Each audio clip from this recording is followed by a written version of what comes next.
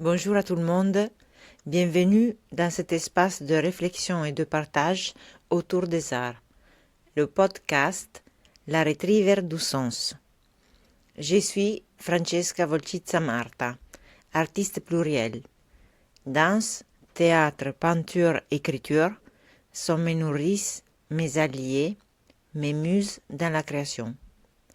J'aime explorer et créer autour de l'être humain et de sa complexité. Et dans ce podcast, je partage mes réflexions et interprétations concernant contes de fées, mythologie, pièces de théâtre, peinture. Pourquoi la retriever du sens? Parce que je suis une amante des animaux et le retriever est le chien qui reporte quelque chose. Comme un golden retriever, je cherche, à mon sens, les sens et les significations cachées dans les histoires de la tradition. Je livre des clés de lecture qui peuvent s'adapter à la singularité de chacun et inspirer à regarder, à lire, à oser sa propre vie de façon nouvelle, avec une attention subtile pour les synchronicités, les coïncidences, la symbolique, l'étymologie, des pistes pour aller vers soi, vers sa propre intériorité, et pour reconnaître et pour cheminer le sens unique de sa propre vie en vue du bonheur et de l'épanouissement de l'être. Nous sommes tous les protagonistes de notre propre conte de fées, pièces de théâtre, légendes personnelles, et puis le chien est symbole de fidélité à soi-même. Cette saison, dédiée au conte des fées, s'intitule Conte des fées, des faits. Faits comme événements. Des événements qui ont un effet sur notre conscience, car ils nous apportent plein d'informations symboliques précieuses. Chaque conte de fées est une mine d'informations et de symboles, nous apprenant que dans la vie, rien se passe par hasard. Aujourd'hui, nous plongeons au cœur de l'éveil du masculin à travers l'histoire intemporelle de Blanche-Neige. Pour ceux qui ne sont pas familiers avec ce conte, voici un bref résumé. Blanche-Neige, une belle princesse menacée par sa belle-mère jalouse, échappe à la mort grâce à l'intervention des animaux de la forêt et trouve refuge chez 7 nains. Après avoir appris que Blanche-Neige était toujours en vie, la reine tente de la tuer en lui offrant une pomme empoisonnée. Blanche-Neige mange la pomme et tombe immédiatement dans un sommeil profond. Les nains la placent alors dans un cercueil de verre jusqu'à l'arrivée du prince qui la réveille avec un baiser d'amour. Le couple formé par Blanche-Neige et le prince incarne la complexité de l'être humain dans toute sa Rifare. Le couple formé par Blanche-Neige et le prince incarne la complexité de l'être humain dans toute sa profondeur. Leur baiser marque le début du mariage chimique de l'individu, c'est-à-dire l'union et la communication authentique entre le féminin, corps, et le masculin, conscience. Avant ce baiser, le corps, représenté par Blanche-Neige, est endormi dans ses ressentis et dans ses émotions, et la conscience, représentée par le prince, n'est pas là. C'est comme un individu qui a la tête ailleurs et ne se ressent pas et il manque d'incarnation, de centre et de présence à soi. La phrase « et ils vécurent heureux et contents » à la fin du conte exprime la plénitude de l'individu qui a corps animé et âme incarnée. Et chaque instant est vécu avec intensité et conscience sensorielle, spirituel, émotionnel, l'individu. Rifaccio. L'individu éveillé est doué d'une majeure capacité d'introspection et d'intuition. Il est maître de soi, il est libre, spontané, instinctif, lucide, centré, aligné. Quand on grandit dans une famille aimante, rifaccio. Quand on grandit dans une famille aimante, où chaque membre du foyer est reconnu et respecté dans sa propre unicité, l'individualisation et le mariage intérieur se font naturellement. L'individu se structure en restant libre et souple, il évolue dans un univers sécurisé où il y a le droit à l'erreur et à la diversité. La vie est une sorte de voyage à la découverte de soi, vers l'autonomie et l'épanouissement. Dans une famille dysfonctionnelle, comme celle de Blanche-Neige, le lien avec soi est affaibli, voire manquant. Dans la plupart des fois, l'enfant qui est mal aimé bâtit une carapace superficielle qui est appelée faux self pour survivre et qui est bien loin de l'identité réelle de la personne. Blanche-Neige, quand elle est cachée dans la forêt chez les nains, n'est pas dans sa vraie identité de princesse. Elle devra revivre le choc traumatique de son enfance, c'est-à-dire la persécution de sa belle-mère, la reine mauvaise, pour retrouver son vrai self de princesse et puis son identité de reine. Et c'est l'épisode de la pomme qui déclenche sa métamorphose. L'histoire de Blanche-Neige montre en effet les étapes du parcours de la conscience Rifaccio. L'histoire de Blanche-Neige montre en effet les étapes du parcours de l'inconscient à la conscience de soi. Comme la plupart... Rifaccio.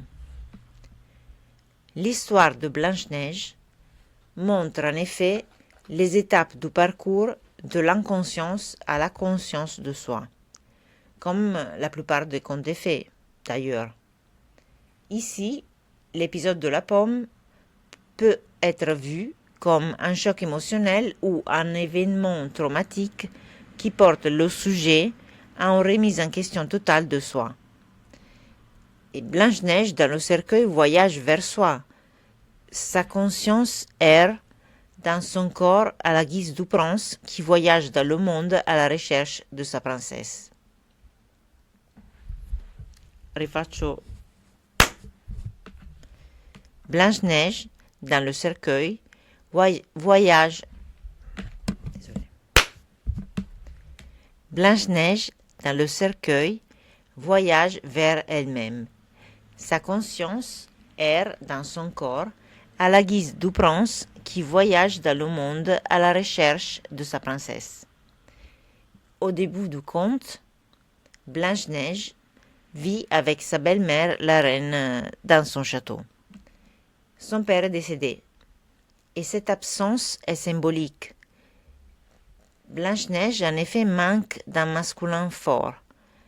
Et le manque du masculin signifie le manque de conscience de soi, le manque de limites personnelles. Blanche-Neige est un terrain dépourvu de protection et ouvert aux abus de sa belle-mère, la reine mauvaise. Le masculin conscience concerne les hommes et les femmes. Par exemple, une mère aimante et respectueuse de l'identité de son enfant aide à la structuration d'un masculin conscience fort et équilibré. Dans le foyer de Blanche-Neige, le masculin bon, positif, représenté par le père, est mort. Le masculin intérieur de la reine belle-mère est représenté par le miroir, le beau miroir qui voit tout et qui espionne, qui fait des comparaisons et qui alimente donc la dualité ou toi ou moi. Et c'est la dualité qui habite la reine mauvaise. Et le masculin intérieur, en effet, de la reine est colérique, envahissant, écrasant, dévastateur. La reine déteste Blanche-Neige pour sa beauté et en même temps, elle voudrait être Blanche-Neige. Elle voudrait la détruire. Elle est obsédée par Blanche-Neige, qui est perçue comme l'adversaire à contrôler et à éliminer. Et compétition et envie sont deux aspects caractéristiques d'un masculin déséquilibré. Pour synthétiser, Blanche-Neige porte en soi un masculin faible, qui est symbolisé par l'absence du père. Et la reine belle-mère porte en soi un masculin nuisible. Puis on a le chasseur.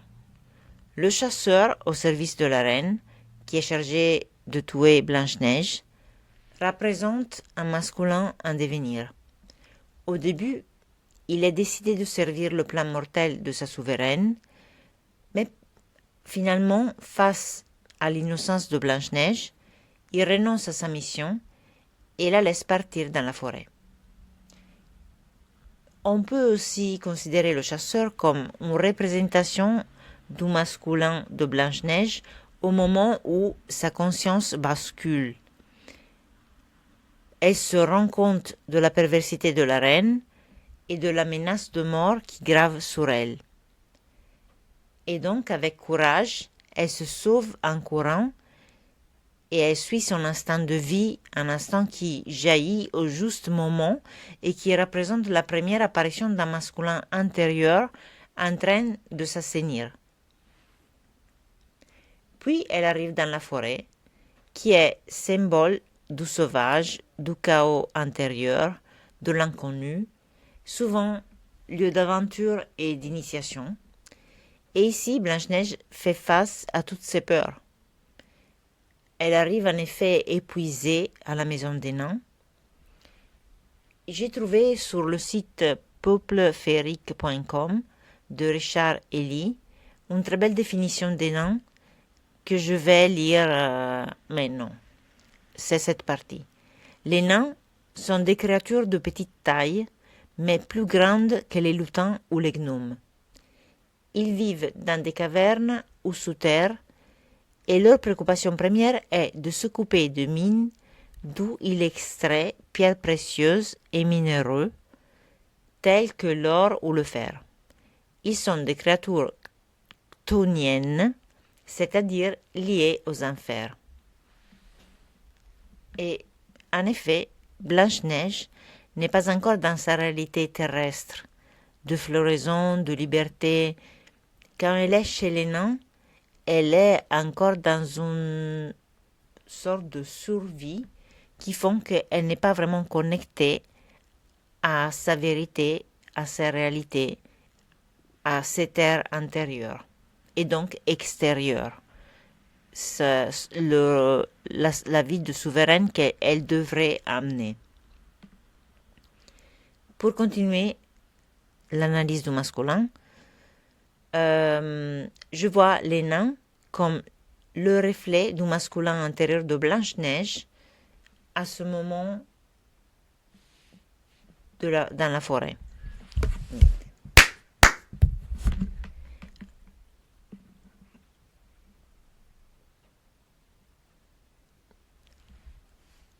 Je vois les nains comme le reflet du masculin intérieur de Blanche-Neige. Blanche-Neige est bien aimée par les nains. Cet amour pur et désintéressé réveille en elle la conscience d'être, d'exister et d'être aussi digne d'amour. Chacun de ces nains apporte des informations sur le masculin de Blanche-Neige et sur le parcours d'individualisation que attend Blanche-Neige. Par exemple, dormeur renvoie à la partie endormie de Blanche-Neige. Une personne dort quand n'est pas consciente de sa légitimité à vivre libre et heureuse. Blanche-Neige est endormie bien avant d'avaler la pomme empoisonnée.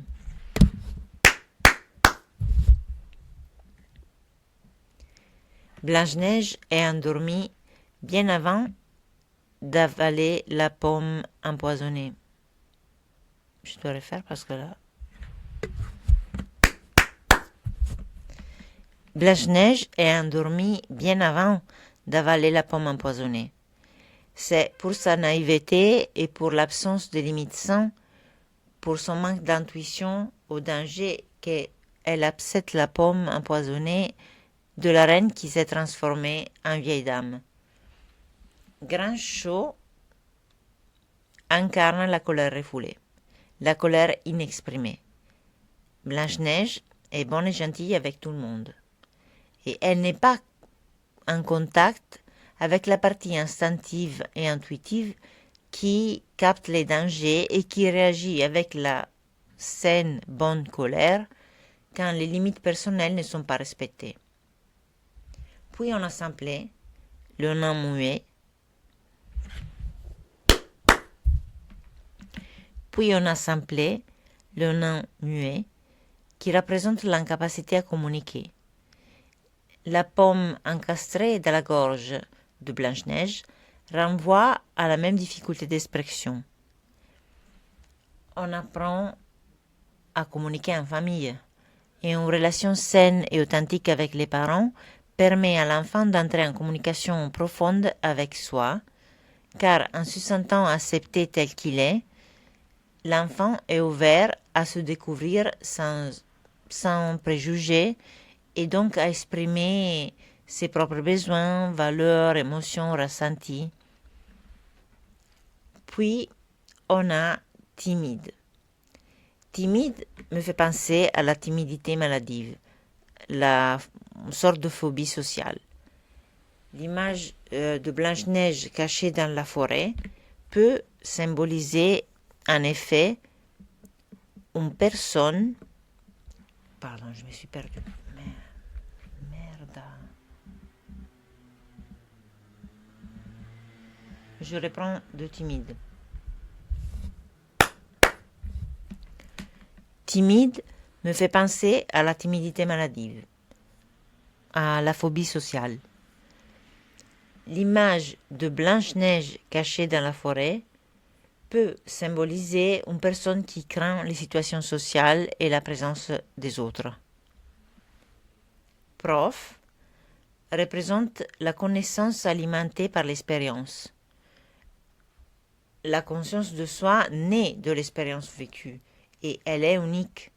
Personne ne peut nous dire qui on est et ce qu'on ressent.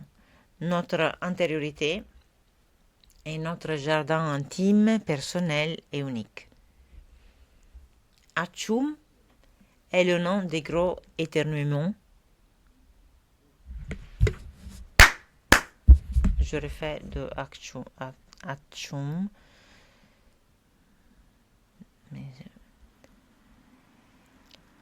Atchoum est le nom des gros éternuements. Il est probablement allergique à des substances présentes dans la forêt et je le vois comme un miroir de Blanche-Neige qui demeure encore vulnérable face aux personnes dangereuses pour sa propre vie. Et finalement, on a Joyeux qui pourrait nous faire interroger sur le bonheur de Blanche-Neige. Blanche-Neige. Finalement, on a Joyeux qui nous fait interroger sur le bonheur de Blanche-Neige. Blanche-Neige semble heureuse et sereine depuis le début du conte.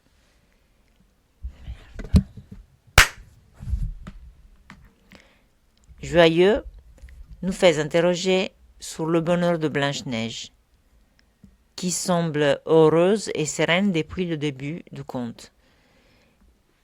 Et en réalité, le vrai bonheur se manifestera à l'éveil de Blanche-Neige, au moment où elle s'unira à son masculin conscience pour vivre heureuse et contente en étant complètement elle-même. Les nains... fanculo, pardon. Les nains travaille dans une mine de diamants. Blanche-Neige est un diamant, une perle précieuse en devenir. L'évolution miraculeuse de Blanche-Neige de charbon à diamant a lieu dans le cercueil. C'est dans le cercueil qu'elle métabolise des informations précieuses concernant les expériences de son passé. Instant après instant, elle reprend possession d'elle-même en devenant le diamant qui est destiné à être. Et cette évolution est possible si toutes les traces du masculin abuseur sont complètement effacées. En effet, à la fin du conte, avant l'éveil de Blanche-Neige, la reine, transformée en sorcière, poursuivie par les nains, meurt en tombant dans un ravin.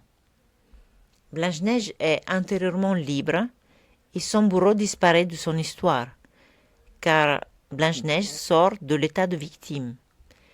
Sortir du victimisme signifie ouvrir la conscience au respect de soi, se sentir légitime à une vie de liberté, de paix et de bonheur. Et le prince finalement arrive quand Blanche-Neige est prête à s'éveiller. Le corps appelle la conscience et la conscience répond en l'habitant pleinement. Notre évolution est strictement liée à notre communication intérieure, communication entre les sensations, la conscience, les émotions, un dialogue intérieur authentique qui devrait être libre de tout auto-jugement pour une réelle et féconde intimité émotionnelle et sensorielle avec soi-même. Je fais une précision sur le processus qui porte à la rencontre de Blanche-Neige et du prince. On a dit que, pendant son sommeil, Blanche-Neige parcourt ses espaces intérieurs. Cette proximité et connaissance d'elle-même la prépare à la rencontre du prince.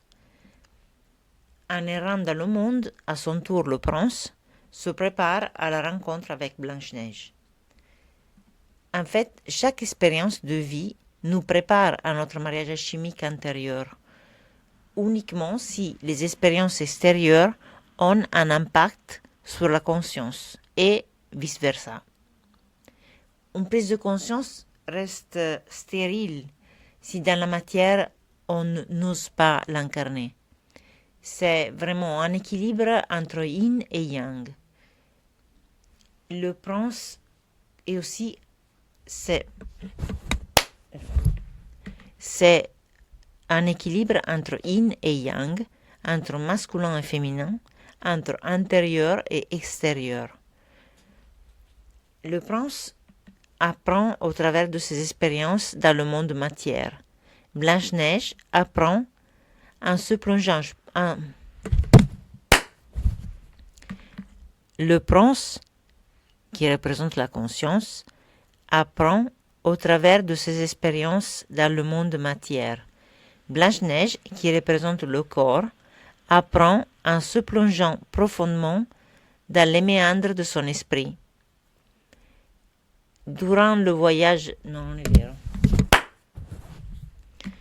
le prince conscience, le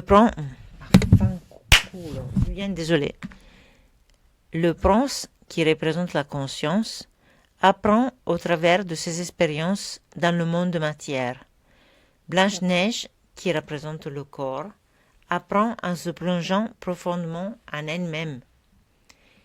Durant le voyage vers soi, on peut faire des erreurs.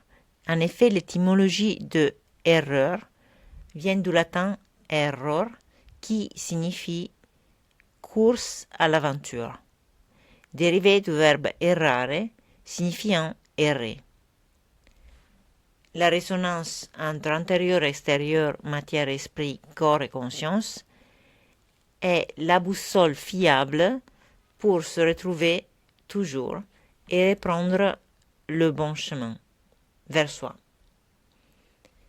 Nous sommes tous appelés à réunifier nos deux polarités masculin et féminin, yang et yin, notre corps et notre âme nous sommes tous appelés à réunifier nos deux polarités, masculin et féminin, yang et yin, pour un mariage entre corps et âme, à chaque instant. Si votre vie est empoisonnée par la présence d'individus au masculin destructeurs, posez vos limites pour aider votre masculin à se développer sainement et donc à aider votre Blanche-Neige intérieure, votre féminin, à se réveiller et rayonner souveraine. Si vous êtes divisé par l'animosité compétitive comme la reine mauvaise, réfléchissez à d'où vient le vide qui porte à convoiter les qualités et les vies des autres. Connaissez-vous et remplissez votre espace d'amour envers vous-même. Parce que chacun est appelé à s'occuper de soi. Chacun est unique et toute comparaison est absurde. Absurde vient du mot sourd qui renvoie à la surdité. Être à l'écoute de soi fait sortir de l'absurde, car la voix du cœur porte à une voix joyeuse et riche de sens. Et en effet, ils vécurent heureux et contents, est l'aboutissement d'une longue recherche, ce monde d'une belle histoire d'amour avec soi-même. C'est tout pour cette fois. Je vous remercie de votre écoute et je vous dis au prochain conte de fées des fées. Ciao, ciao.